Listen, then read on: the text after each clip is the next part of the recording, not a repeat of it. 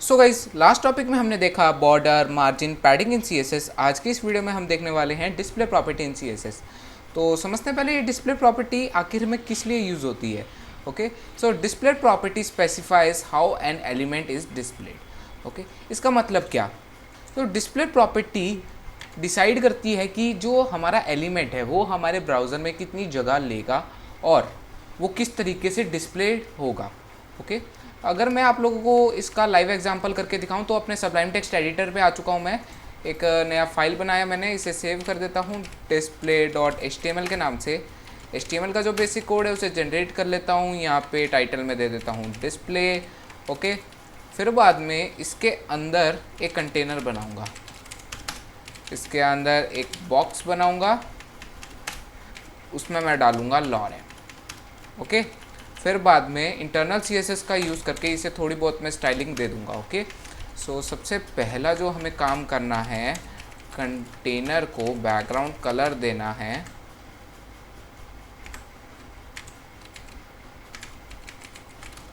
Green दे देता हूँ, जैसे मैं विड्थ यहाँ पे स्पेसिफाई कर देता हूँ 1244 पिक्सल, हाइट दे देता हूँ 600 पिक्सल।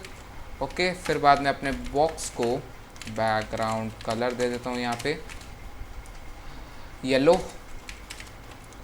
फिर बाद में इसकी विड्थ को दे देता हूँ यहाँ पे 500 पिक्सल, हाइट को दे दूँगा 300 पिक्सल। ओके, राइट क्लिक करके ओपन इन ब्राउज़र करूँगा तो यहाँ पे जो मेरा फाइल है वो मेरे ब्राउज़र में खुल जाएगा। अब यहाँ पे देखो, आप लोगों को यहाँ पे नज़र आ रहा होगा, ये जो ऊपर से टॉप से थोड़ी इसे स्पेसिंग मिल रही है। ओके, अगर मैं चाहता हूँ कि इसमें से जो स्पेसिंग है वो हट जाए तो उसके लिए मुझे यहाँ पे मार्जिन 0 और पैडिंग 0 करना होगा। आखिर में क्या होता है कि जो HTML डॉक्यूमेंट, जब भी हम कोई वेबसाइट बनाते हैं तो उसकी जो डिफ़ॉल्ट मार्जिन और जो डिफ़ॉल्ट पैडिंग होती है वो उसके अंदर रखी जाती है, क्योंकि वो हर एलिमेंट के बाद थोड़ी बहुत स्पेसिंग लेता है। ओके, और जो ये स्पेसिंग मिलती है इसे मिलती है बॉडी के अंदर, क्योंकि जो हम कंटेंट लिखते हैं यहाँ पे वो बॉडी के अंदर ही तो लिखते हैं। ओके, सो इसीलिए अगर मुझे यहाँ पे इस मार्जिन और मार्जिन मतलब कि स्पेसिंग को हटानी है तो उसके लिए मुझे यहाँ पे पहले स्टार लगाना होगा, फिर बाद में लिखना होगा मार्जिन 0, और जो स्पेसिंग के लिए जो इंटरनल स्पेसिंग जिसे हम बोलते हैं उसे हमें कर देना है पैडिंग 0। तो देखो यहाँ से स्पेसिंग चली गई। अब ये जो मेरा जो कंटेनर है वो पूरा टॉप पर आ रहा है। अब यहाँ पे देखो मैंने स्टार का यूज़ करा है। स्टार का यहाँ पे मतलब है, स्टार जो मैंने यहाँ पे सिलेक्टर का यूज़ करा है उसका मतलब है डिफ़ॉल्ट, मतलब कि ये जो डिफ़ॉल्ट वैल्यू होगी, मतलब अगर किसी को वैल्यू मतलब मार्जिन अगर नहीं मिलती है किसी को तो क्या करना है, उससे मार्जिन 0 कर देना है। ओके, मान लो अगर मैं इसके अंदर कलर कर देता हूँ वाइट। ओके, इसके अंदर कलर कर देता हूँ टेक्स्ट का रेड, तो देख रहे हो यहाँ पे कलर रेड मिला। ओके, इसी तरह से मैं एक काम करता हूँ, एक नया बॉक्स बनाता हूँ। ओके, इस बॉक्स को यहाँ पे 2 कर देता हूँ, चलो। ओके, अब यही स्टाइलिंग मैं क्या करूँगा, कॉपी करूँगा, पेस्ट कर दूँगा यहाँ पे 2 करके, इसे बैकग्राउंड कलर दे देते हैं एक्वा। फिर बाद में यहाँ पे रिलोड करता हूँ, यहाँ पे भी इसे कलर रेड मिल रहा है। ओके,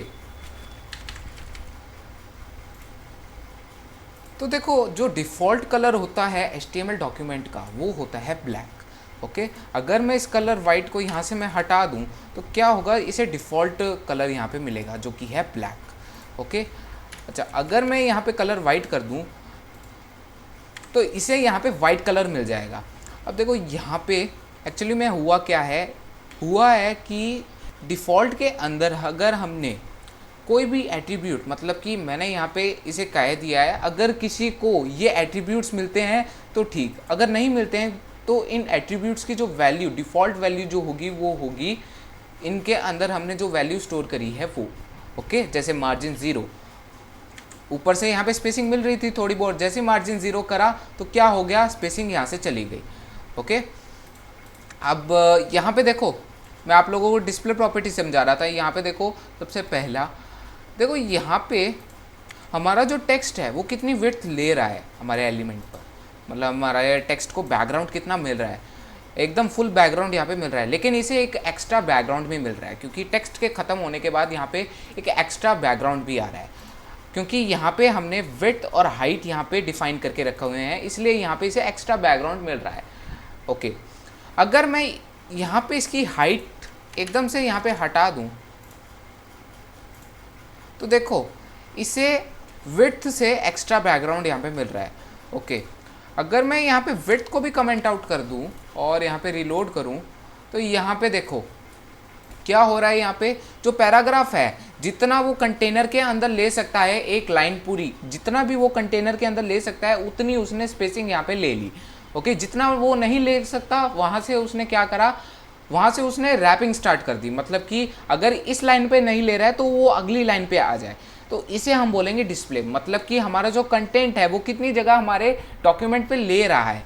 ओके, अब यहाँ पे देखो, यहाँ पे हमारा जो टेक्स्ट है वो ख़त्म हुआ, लेकिन यहाँ के इसके बाद भी इसे यहाँ पे बैकग्राउंड मिल रहा है। ओके, अगर मुझे इसे बैकग्राउंड, इसका ये जो बैकग्राउंड है वो हटाना है तो उसके लिए मुझे यहाँ पे डिस्प्ले प्रॉपर्टी का यूज़ करना पड़ेगा। ओके, सो अभी हमने देखा व्हाट इज डिस्प्ले प्रॉपर्टी, अब हम देखेंगे values of display property. Okay, तो सबसे पहली जो हमारी वैल्यू है वो है इनलाइन। ओके, इनलाइन का मतलब होता है एक लाइन में, मतलब कि यहाँ पे ये सिर्फ उतनी ही स्पेस देगा हमारे ऑब्जेक्ट को जितनी उसे स्पेस चाहिए। ओके, अगर मैं आप लोगों को इसका लाइव एग्जांपल करके दिखाऊं तो सबलाइम टेक्स्ट एडिटर पे आया, अपने बॉक्स 2 को दे देता हूँ यहाँ पे डिस्प्ले इनलाइन। ओके, इनलाइन, तो देखो सिर्फ उतनी ही विड्थ और उतनी ही हाइट इसे मिल रही है जितनी इसे एक्चुअली में चाहिए। जो एक्स्ट्रा बैकग्राउंड होता है हमारे बॉक्स में वो यहाँ से चला गया। ओके, देखो पहले क्या होता था, लाइन के बाद भी यहाँ पे देखो थोड़ा सा यहाँ से जो बैकग्राउंड कलर है, ये जो फर्स्ट और सेकंड लाइन के बीच में जो बैकग्राउंड यहाँ पे मिलता था वो भी यहाँ से चला गया, क्योंकि वहाँ पे हमारा टेक्स्ट है ही नहीं, तो ये बैकग्राउंड उसे नहीं देगा। ओके, उसे वो कर देगा ब्लैंक। ओके, अब जितना हमारा टेक्स्ट यहाँ पर इस बॉक्स के अंदर है उतना ही इसे बैकग्राउंड मिलेगा।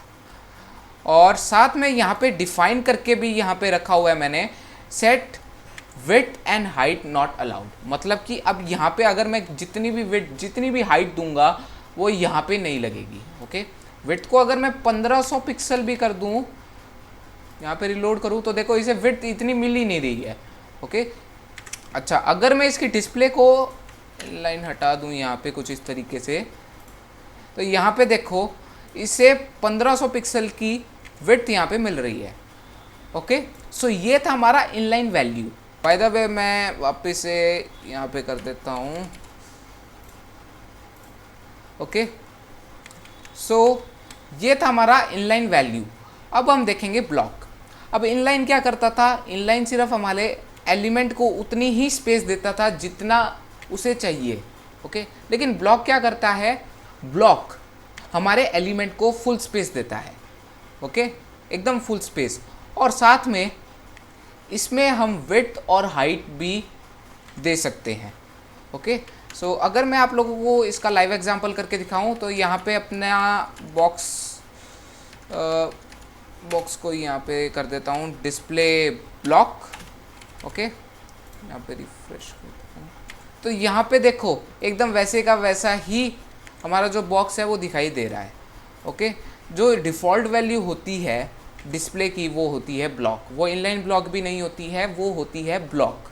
इनलाइन ब्लॉक हम आगे देखेंगे, लेकिन अभी आप लोग यहाँ पे समझ लो जो डिस्प्ले की डिफ़ॉल्ट वैल्यू होती है वो होती है ब्लॉक। ओके, अब इनलाइन में क्या था, विड्थ हाइट हम नहीं दे सकते थे भाई, पर इसमें हम दे सकते हैं। मैं आप लोगों को करके दिखाता हूँ यहाँ पे मल्टी कर्सर्स का यूज़ करके। विड्थ, तो यहाँ पे देखो मैं यहाँ पे विड्थ और हाइट दे पा रहा हूँ इसे। ओके, सो ये था हमारा ब्लॉक। ओके, सो ये था हमारा ब्लॉक वैल्यू। अब हम देखेंगे इनलाइन ब्लॉक। अब इनलाइन ब्लॉक इनलाइन और ब्लॉक का कॉम्बिनेशन है, मतलब कि ये इनलाइन पे भी वर्क करेगा, मतलब कि हमारा ऑब्जेक्ट जितना उसे स्पेस चाहिए सिर्फ उतना ही उसे स्पेस मिलेगा। लेकिन साथ में इसमें क्या होगा, इस वैल्यू में क्या होगा, विड्थ और हाइट हम इसमें दे सकते हैं। जैसे take only space that object will be need, set width and height allowed. Okay, so इसका लाइव एग्जांपल करके दिखाता हूँ। तो यहाँ पे बॉक्स 2 में ही इनलाइन ब्लॉक डाल देता हूँ, यहाँ पे रिलोड करता हूँ। तो यहाँ पे देखो इसे विड्थ और हाइट यहाँ पे मिल रही है। ओके, लेकिन अगर मैं यहाँ से विड्थ और हाइट भी हटा दूँ, यहाँ पे रिलोड करूँ, तो क्या हो रहा है, सिर्फ उतना ही बैकग्राउंड इसे मिल रहा है जितना इसे चाहिए। हाँ, एक्स्ट्रा बैकग्राउंड भी यहाँ पे मिल रहा है, बट ये इनलाइन और ब्लॉक का कॉम्बिनेशन है।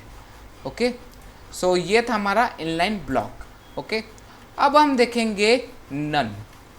नन क्या करता है, अब ये जो सारी वैल्यूज़ हमने जो देखी थी वो क्या करती थी, हमारे एलिमेंट को स्पेस, हमारा एलिमेंट का जो स्पेस है वो डिफाइन करती थी। लेकिन ये क्या करता है, ये एलिमेंट को एकदम से रिमूव कर देता है डॉक्यूमेंट से।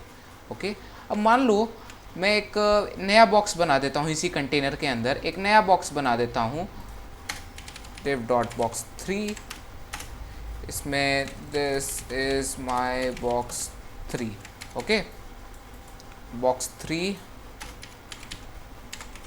Background colour red, width 322 pixel, height 250 pixel.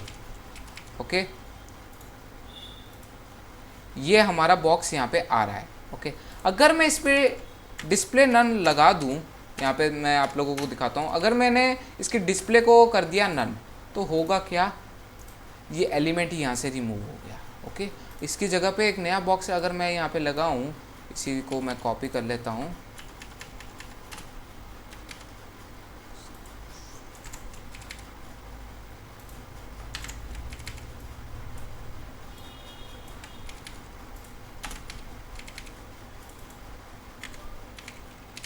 Blue कर दिया मैंने यहाँ पे। ओके, यहाँ पे इसे स्टाइलिंग क्यों नहीं मिल रही है। ओके, सो क्लास में थोड़ी सी गड़बड़ हुई है। सो यहाँ पे ये इसलिए नहीं मिल रहा है क्योंकि यहाँ पे इसके डिस्प्ले को मैंने नन करा हुआ है। तो यहाँ पे इसे हटा देता हूँ। अब यहाँ पे देखता हूँ, तो इसकी जगह पर बॉक्स 3 की जगह पर आ रहा है हमारा बॉक्स 4। ओके, अगर मैं इसकी डिस्प्ले नन को यहाँ से मैं कमेंट आउट कर दूँ, यहाँ पे रिलोड करूँ, तो होगा क्या, ये दोनों बॉक्सेस यहाँ पे दिखाई देंगे। ओके, सो ये था हमारा डिस्प्ले नन। सो गाइस, आज की इस वीडियो में हमने देखा डिस्प्ले प्रॉपर्टी इन CSS। अगली वीडियो में हम देखेंगे टेक्स्ट प्रॉपर्टी।